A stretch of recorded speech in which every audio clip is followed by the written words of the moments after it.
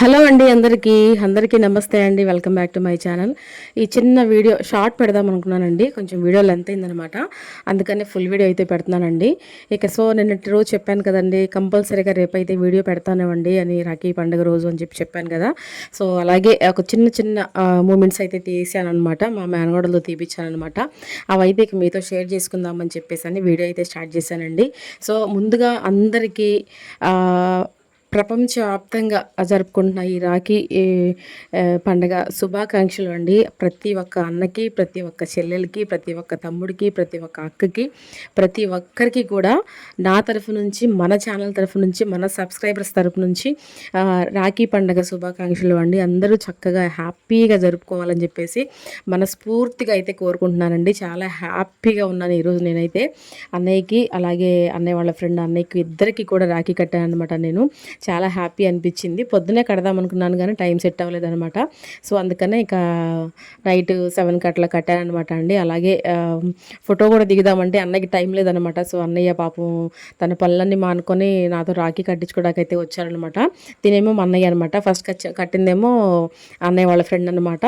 తినేమో మా అన్నయ్య అనమాట అండి. ఇద్దరికి కూడా రాఖీ కట్టాను. వాళ్ళిద్దరికి కూడా నన్ను బ్లెస్ చేశారు. ఇలాగే ప్రతి సంవత్సరం ఇలాగే హ్యాపీగా జరుపుకోవాలని చెప్పేసి మీరందరూ కూడా మమ్మల్ని బ్లెస్ చేయండి. ఇది ఒక అన్నదమ్ములకి సంబంధించిన, అన్నా చెల్లెలకి సంబంధించిన ఒక మంచి పండగ అనమాట. ఇది మనసులో ఎటువంటి దురుద్దేశాలు లేకుండా, కల్మషం లేకుండా, అసలు కపటం లేకుండా జరుపుకునే ఒక అందమైన తీపి స్వీట్ పండగ అనమాట అండి. నాకు చాలా ఇష్టం అనమాట ఇది.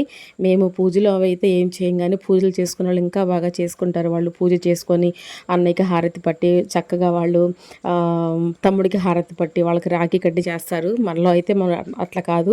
ఎందుకంటే మేము ఇది కూడా చేసుకునేది మేము ప్రతి ఇయర్ కంపల్సరీగా చేసుకుంటామంటే ఇది ఒక చిన్న స్వీట్ మెమొరీ లాగా అనమాట. ఎందుకంటే సంవత్సరానికి ఒక్కసారి వచ్చేదనమాట. సో అది జరుపుకోకుండా ఉంటే నా మనసు ఎందుకనో కలత చెందుతుందనమాట. సో అందుకని మా ఫ్యామిలీలో ప్రతి ఒక్కరు కూడా కడతారనమాట. ఇక ఇటు చూసుకుంటేనేమో ఈయనేమో మా నాన్నగారు, తనేమో వాళ్ళ చెల్లెలు అనమాట.